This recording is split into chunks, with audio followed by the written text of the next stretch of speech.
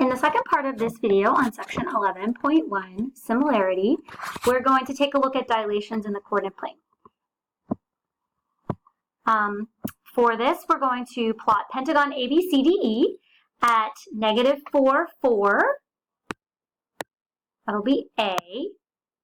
So -4, 4.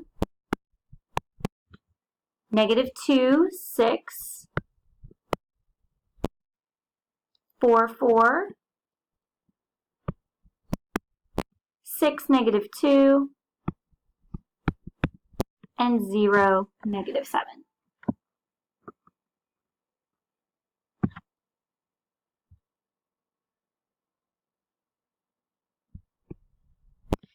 When you go ahead and connect these vertices to make a pentagon, I would suggest using your straight edge to make everything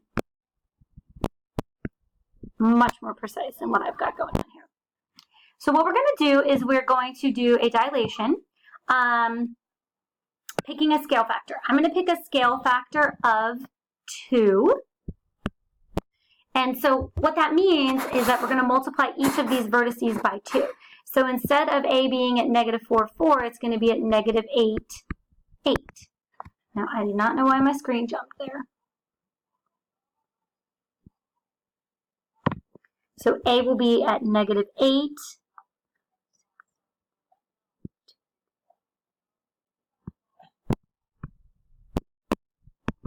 B will be at -4, 12. So that might go off the grid a little bit. So we'll be at -4 and then 4, 5, 6. So we're a little bit off the grid there. C is going to be at 8, 8.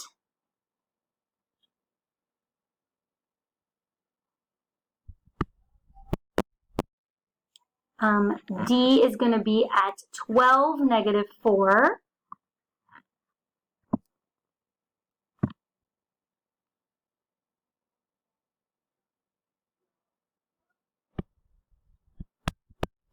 I'm sorry, this should be A prime, B prime, C prime, and D prime. And then E prime will be at 0, -14. So again, that's going to be somewhere down here.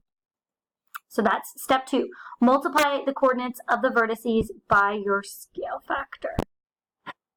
If we go ahead, I don't know if it's going to let me connect it because it's going off from a different page.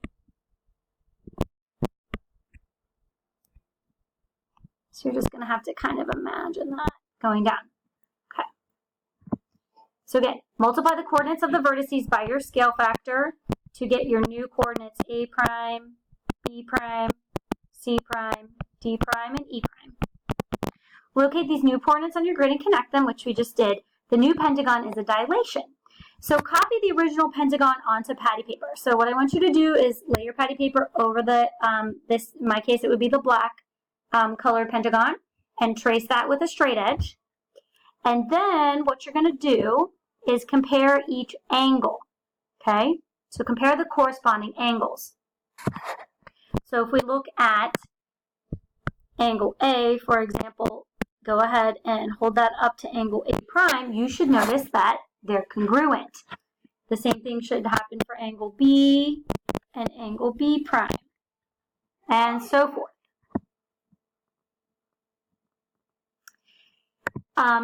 Compare the corresponding lengths with a compass or patty paper. The length of each side of the new pentagon is how many times as long as the length of the corresponding side of the original.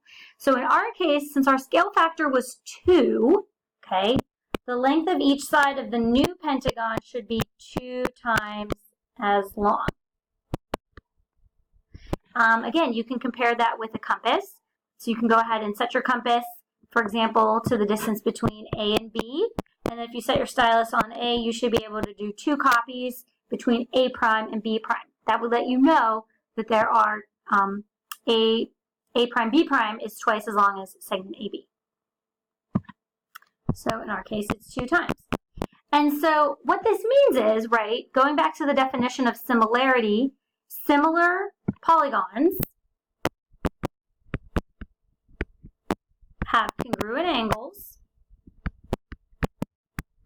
congruent corresponding angles, and proportional sides. So if we just think about what we did, it turns out that that's exactly what we were looking at, congruent angles and proportional sides. That means if one polygon is a dilated image of another, then the polygons are similar. Let's take a look at this one here. So draw the dilation of triangle DEF by a scale factor of 2, which is what we just did. And what is the ratio of the area of the dilated triangle to the area of the original triangle? So let's first look at D prime would go from, remember we're going to multiply everybody by 2. So it would go from 1, 2 to 2, 4.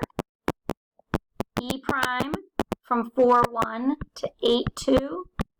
And F prime from 2, 1 to 4, 2. Okay, so D prime is at 2, 4.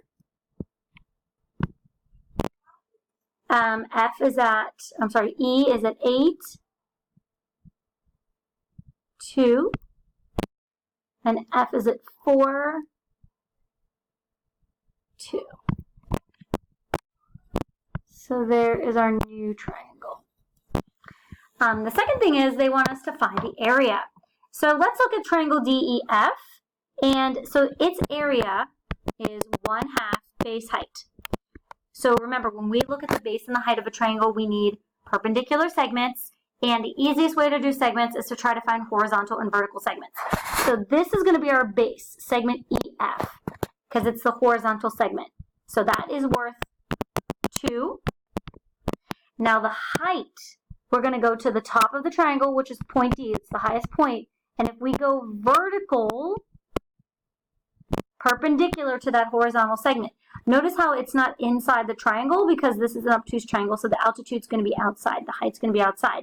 But this segment here is considered the height of the triangle, even though it doesn't touch the base. So that's going to be 1. And so those will simplify to 1.